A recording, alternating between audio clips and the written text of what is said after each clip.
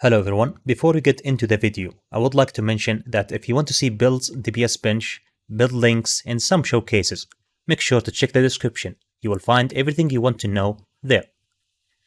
With that being said, let's start.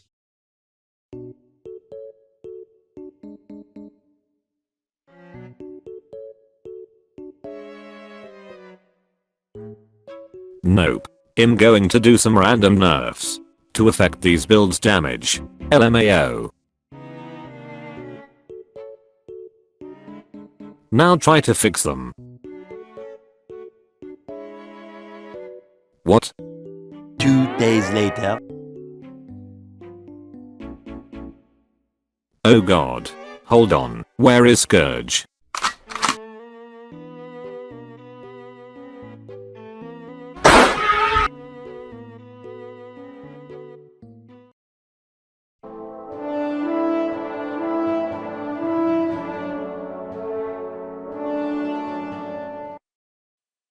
The Reaper build that I made before the expansion release was really easy to play and pretty decent. But thanks to ANET, the build got nerfed, for no reason. Reaper lost both the Signet trait and Flame Legion rune effect.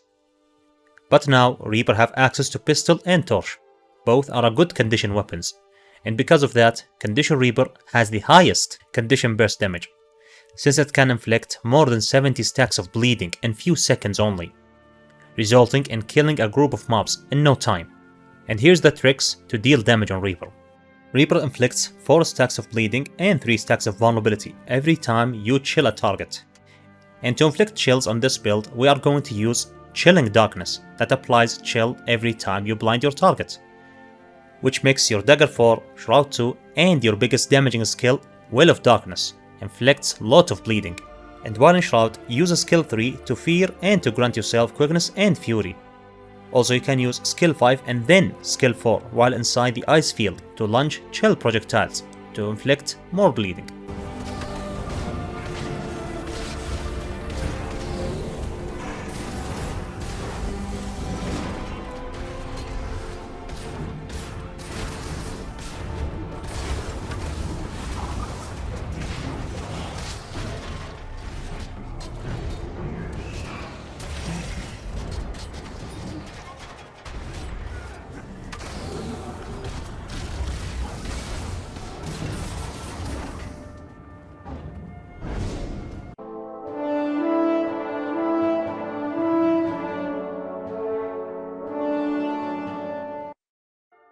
Harbinger was able to keep 25 might stacks uptime thanks to the old aristocracy rune passive effect.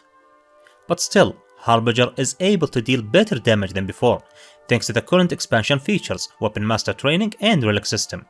Now Harbinger can equip Torch to deal more damage and have 25 might stacks for decent duration by using Torch 5 while the enemy has multiple types of conditions, and Relic of Hakim to inflict more conditions. To deal damage with this build, all you have to do is to keep using your elixir skills off cooldown and Blood's Power before entering Shroud.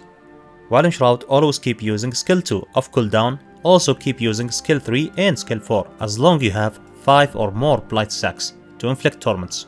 Harbinger can restore its own health for each blight stack per second and by converting 5% of its condition damage to healing.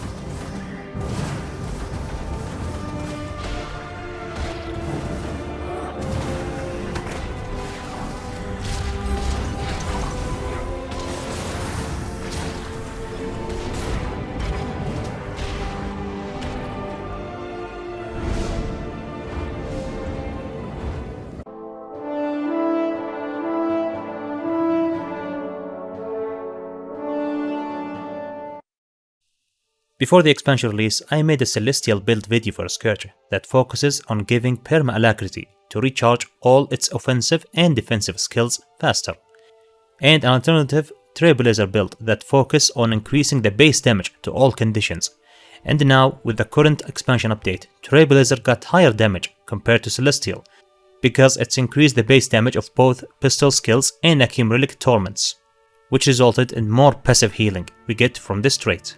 To deal damage on a Scourge is simple.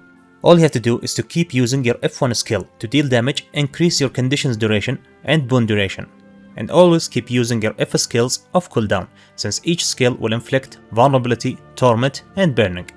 And you can use your F5 skill while casting your damaging utility skill, Blood's Power, to make sure to transfer your damaging conditions instantly, or you can use Dagger 4 instead.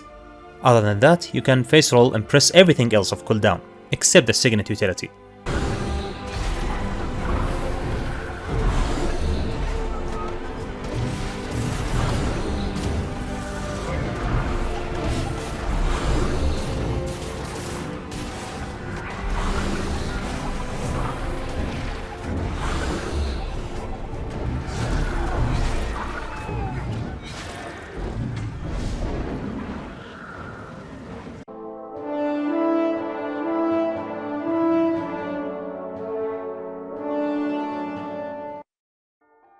Catalyst didn't get any significant changes with the current expansion, beside adding Fractal Relic to increase the damage. But since the new expansion mobs inflict a lot of conditions, I made a different Catalyst build that uses the same gear as the old one, to increase the damage and passive removing conditions as long your health is above 75%. And since we're using this trait to remove conditions, we can't use the Healing Signet, since we're going to lose the Regen passive, but that's not an issue for Catalyst, since Catalyst can heal itself by using the Elite skill while in Water Element to summon Ice Minion to heal you, and by using Hammer 4 while in Water Element. You can check the video in the description to see the DPS and sustain rotation for this build.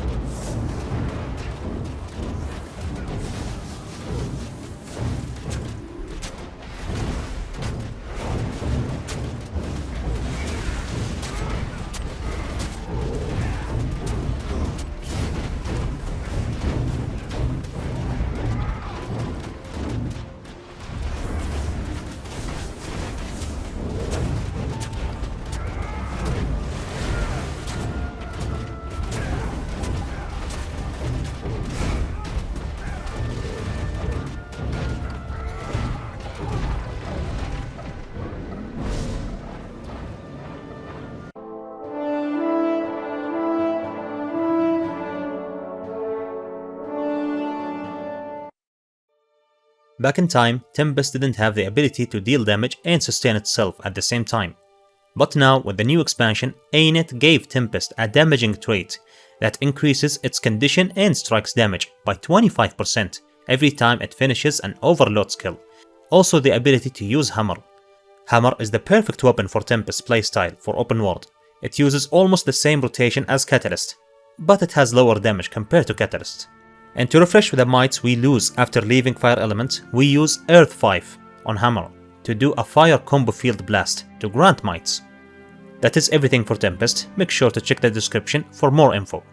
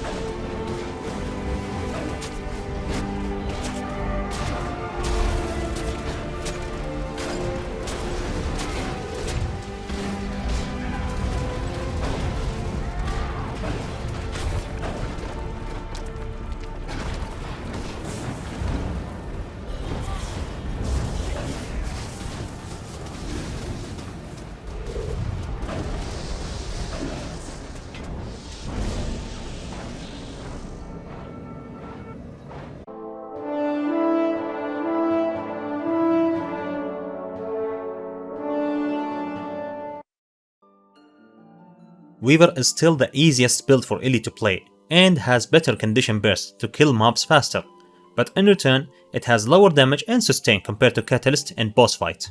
To deal damage in this build is simple, only keep swapping between fire and earth elements to deal damage, because every time you swap to fire element, you will inflict burnings to enemies around you in melee range. That's why we swap twice to fire element because of this trait effect.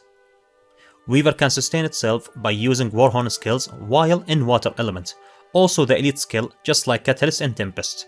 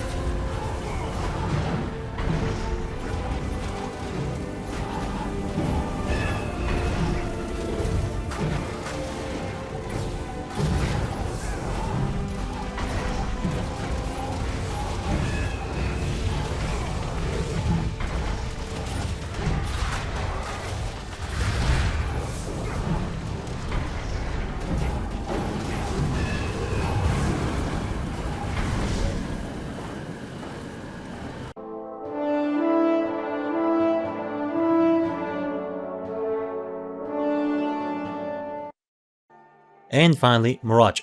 In this expansion, Mirage became really strong, since it can equip Dagger to inflict bleeding, torment, vulnerability, and CC.